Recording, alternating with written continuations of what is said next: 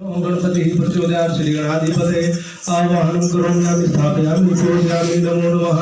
हरि ओम नमः शिवाय। श्री शंभुनाथाय गौरी शंकराय नमो नमः। शांताकारं भुजगशयनं पद्मनाभं सुरेशं विश्वाधारं गगनसदृशं मेघवर्णं शुभांगं लक्ष्मीकान्तं कमलनयनं योगिध्यानगम्यं वन्दे विष्णुं भवभयहरणं सर्वलोकैकनाथं विष्णुप्रिय नमस्तुभ्यां जगदात्री आरतहंत्री नमस्तुभ्यां समृद्धकरो मामे सदा नमो नमस्ते महामाया श्रीपीठे पूजिते शंखचक्र गदा हस्ते माँ हरिप्रिय नमस्तुते। लक्ष्मी नारायण भगवान की जय। षोडश मातृकाभ्यां नमो नमः।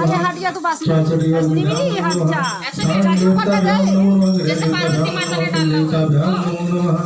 ओम ऐं ह्रीं क्लीं चामुंडाय विचे। ओम ऐं ह्रीं क्लीं चामुंडाय विचे। ओम ऐं ह्रीं क्लीं चामुंडाय विचे। महर्षि मार्कंडेश्वराय नमो नमः। बोलिए लक्ष्मी नारायण भगवान की जय। नारायण नारायण श्रीमन्नारायण नारायण नारायण नारायण नारायण श्रीमन्नारायण नारायण नारायण लक्ष्मी नारायण नारायण नारायण श्री हरि नारायण नारायण नारायण गोविंद नारायण नारायण नारायण गोपाल नारायण नारायण नारायण केशव नारायण नारायण नारायण माधव नारायण नारायण नारायण नारायण नारायण श्रीमन्नारायण नारायण नारायण नारायण नारायण लक्ष्मी नारायण नारायण नारायण जय जय नारायण नारायण नारायण श्री हरि नारायण नारायण नारायण। बोले लक्ष्मी नारायण भगवान की।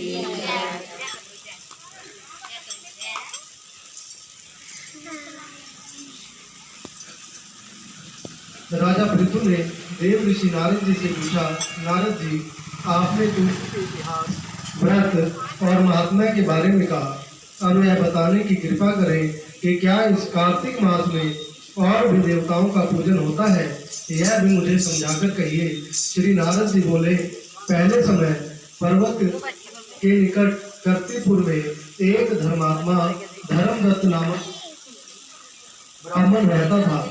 वह भगवान विष्णु के सब व्रत करता था और आठों पहर उनकी भक्ति में तल्लीन रहता था। एक दिन कार्तिक मास में वह एक रात पहर शेष रहने पर जागरण के लिए भगवान विष्णु के मंदिर में गया। वह हर प्रकार की सामग्री लेकर पूजा करने के लिए जा रहा था कि उसने मार्ग में एक बड़ी भयंकर राक्षसी देखी, जिसके दांत बहुत बड़े बड़े थे, लपलपाती हुई जीभ थी, बड़े बड़े लाल नेत्र थे, जिसका शरीर नग्न था, मांस रहित था।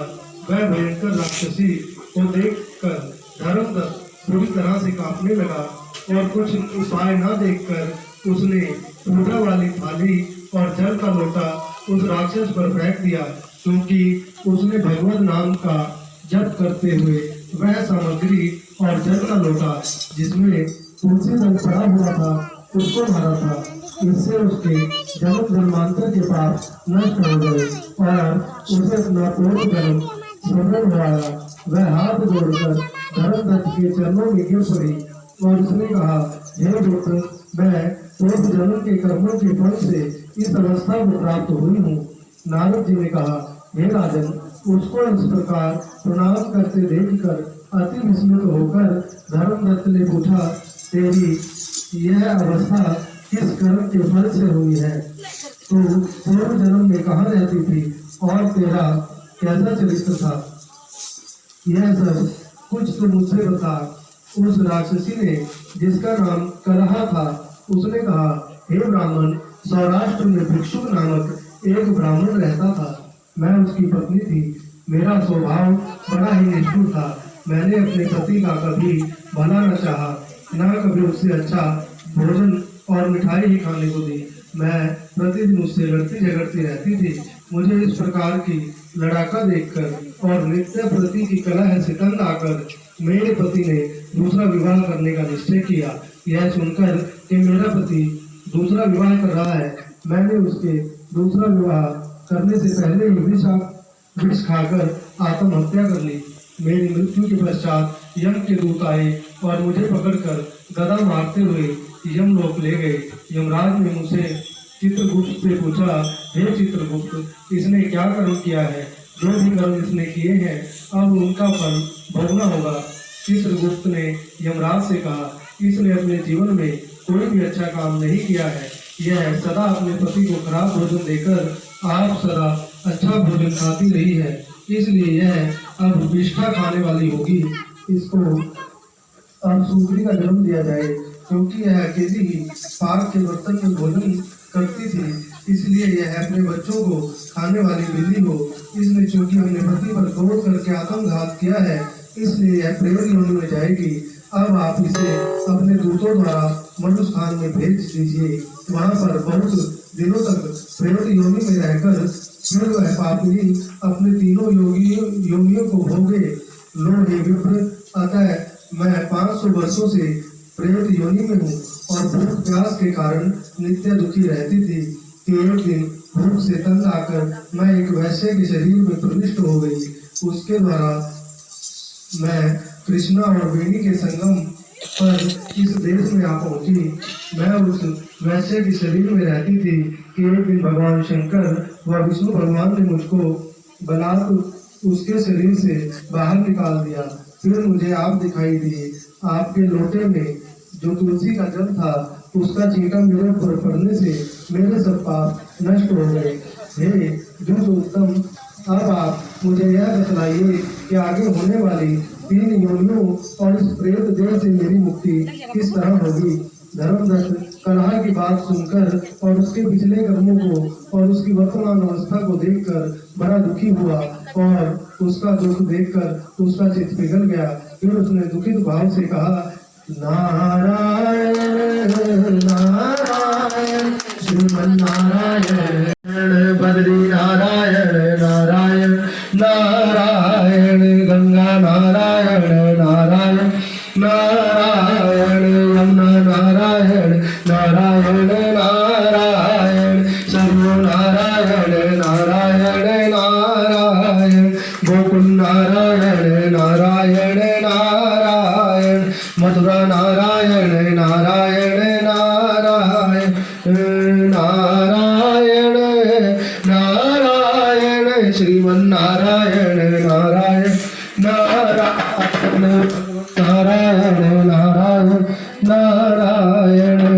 तीर्थ व्रत और दान आदि के करने से समस्त पाप नष्ट हो जाते हैं, मगर प्रेत योनि में रहने वाले को इसका अधिकार नहीं है। परंतु तुम्हारे दुख को देखकर मैं अत्यंत दुखी हूँ और तुम्हारे दुख दूर करने के लिए बिना मुझे संतोष नहीं होगा। तुम्हारे पाप बड़े भारी हैं, क्योंकि यह 3 योनियां बहुत बड़े पाप करने वाले को ही प्राप्त होती हैं और प्रेत योनि तो थोड़े से पुण्य से ही नष्ट हो सकती है। लेकिन मैं तुम्हें इन योनियों से अवश्य ही छुड़ाऊंगा। इसलिए मैंने जो कार्तिक का व्रत किया है उसका आधा पुण्य तुमको देता हूँ, क्योंकि यज्ञ दान तीर्थ यह सब निश्चय ही कार्तिक के व्रत के पुण्य के समान नहीं है। नारद जी ने कहा, हे राजन, इतना कहकर धर्मदत्त ने उसको ओम नमो भगवते वासुदेवाय यह 12 मंत्र सुनाया और तुलसी के जल का उसके ऊपर से छिड़क दिया। बस फिर क्या था, क्षण भर में वह प्रेत योनि से छूटकर प्रज्वलित हो शिखा के समान दिव्य रूप धारण करके लक्ष्मी के समान सुंदर हो गई। तब वह धर्मदत्त को दंडवत प्रणाम करके प्रसन्नता से गदगद होकर बोली, हे ब्राह्मण, आपके आशीर्वाद से मैं इस घोर नरक से छूट गई हूँ। मुझे पाप सागर में डूबते हुए के लिए आप नौका के साथ। नारद जी ने कहा, हे राजन, अभी कलह इस प्रकार कह रही थी कि वहां पर एक दीप्यमान विमान लेकर आए। विमान के द्वार पर अप्सराएं और गण बैठे हुए थे। धर्मदत्त ने उन सबको देखकर दंडवत किया। पुण्यशील और सुशील नामक भगवान विष्णु के गणों ने धर्मदत्त को अपने हाथों से ऊपर उठाकर उनका अभिनंदन करके उनको कहा, हे द्विज श्रेष्ठ, आप धन्य हैं जो कि आप सदा भगवान विष्णु के व्रत, कथा और सेवा में लगे रहते हैं। आप सर्वदा दीन दुखियों पर दया करते रहते हैं। आप में जो है बाल्यकाल में पवित्र और शुभ कार्तिक व्रत किया था, आपने उसके आधे फल से कलह के पूर्व जन्म के एकत्रित पाप को नष्ट कर दिया। यही नहीं, आपकी कृपा से उसके सैकड़ों जन्म के पाप नष्ट हो गए। आपके जागरण आदि के करने के पुण्य प्रभाव से आकाश मंडल में यह विमान आया है। हे ब्राह्मण, अब हम इसे भांति भांति के भोगों से युक्त वैकुंठ में ले जा रहे हैं। आपके दान पुण्य के प्रभाव से, कार्तिक व्रत या तुलसी पूजा के प्रभाव से यह अब भगवान विष्णु के निकट ही रहेगी। आप भी इस जन्म के पश्चात अपने दोनों स्त्रियों सहित वैकुंठ लोक में भगवान विष्णु के समीप रहेंगे और मुक्ति प्राप्त करोगे। हे दया सागर, वह मनुष्य धन्य है और उनका जन्म भी फलीभूत है जिन्होंने के तुम्हारी तरह भगवान विष्णु की भक्ति की है, क्योंकि भगवान विष्णु अपने भक्तों का भला क्या नहीं देते, वह सब कुछ देते हैं। जिन्होंने प्राचीन काल में उत्तानपाद के पुत्र ध्रुव को स्थान में पहुंचाया, जिसके स्मरण मात्र से प्राणियों की सदगति हो जाती है। प्राचीन काल में भगवान विष्णु केवल अपने नाम के स्मरण से ही ग्रह द्वारा पकड़े हुए हाथी को हस्ती होने से मुक्त करके जय नाम देकर अपना पार्षद बना लिया। तुमने उसी विष्णु की सेवा की है, इसी से तुम अपनी दोनों स्त्रियों सहित 1000 वर्ष तक विष्णु भगवान के समीप निवास करोगे। जब तुम्हारा पुण्य क्षीण हो जाएगा, तब तुम पृथ्वी पर सौर्य वंश में अपनी दोनों स्त्रियों के साथ राजा दशरथ के नाम से प्रसिद्ध राजा होंगे और कलह तुम्हारे आधे पुण्य की भागीदारी होने के नाते तुम्हारी तीसरी भार्या होगी। भगवान विष्णु तुम्हारे पुत्र के रूप में तुम्हारे निकट रहेंगे और देवताओं का कार्य करेंगे। भगवान विष्णु को प्रसन्न करने वाले तुम्हारी कार्तिक व्रत से अधिक महत्वपूर्ण यह दान, तीर्थ आदि और कोई भी नहीं है।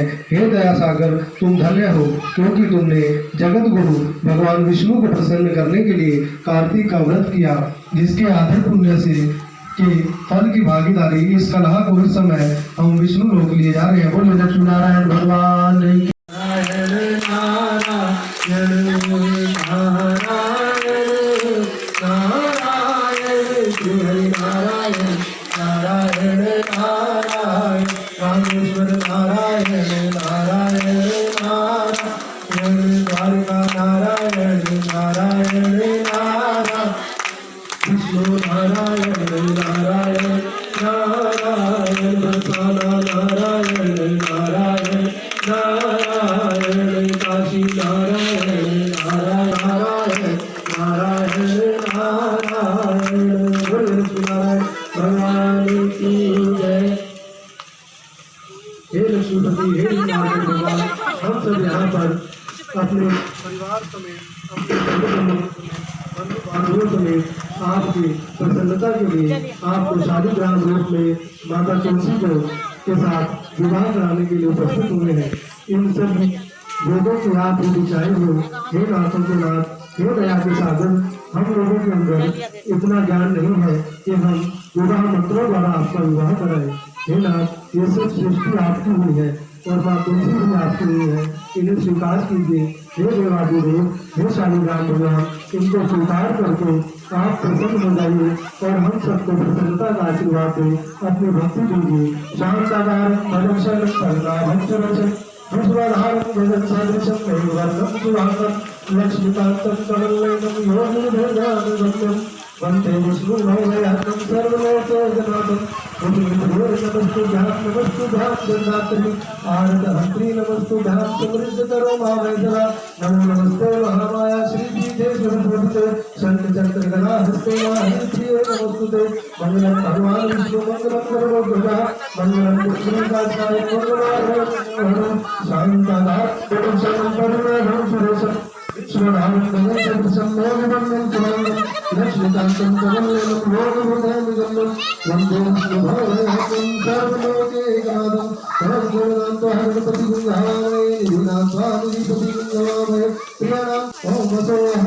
धर्मधातुं कन्या देव अर्पणं समक्ष देवं धर्मधामीदं वरं समर्पयामि। बोलो लक्ष्मी नारायण भगवान की जय, तुलसी सानिग्राम की जय।